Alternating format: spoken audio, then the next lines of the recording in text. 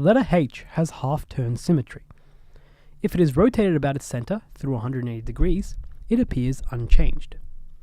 Greg is making a crossword puzzle grid with half-turn symmetry.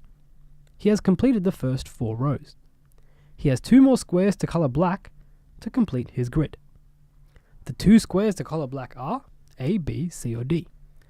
So we know Greg has finished his first 4 rows. So that's these 4 rows here.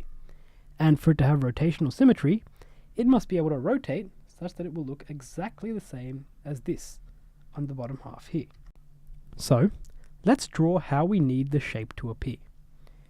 One thing you'll notice is we need these 2 squares like this to appear like this on the bottom side. And notice that we have one that's missing here. The rest of it seems okay. This square here will mirror itself to appear here, and this square here will appear there. All so far, so good. One thing that needs to change, however, is that there's a square missing here. This square here, when mirrored across the center, will have to appear in this space here. And hence, there's our second missing square. These 3 squares here are already perfectly situated and remain in the correct place. This is again easy to visualize if you draw some lines and mark out the center, as I have today.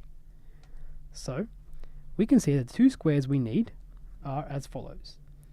Row 5, column 4, and row 7, column 2. So that gives us option A, and our answer hence is A.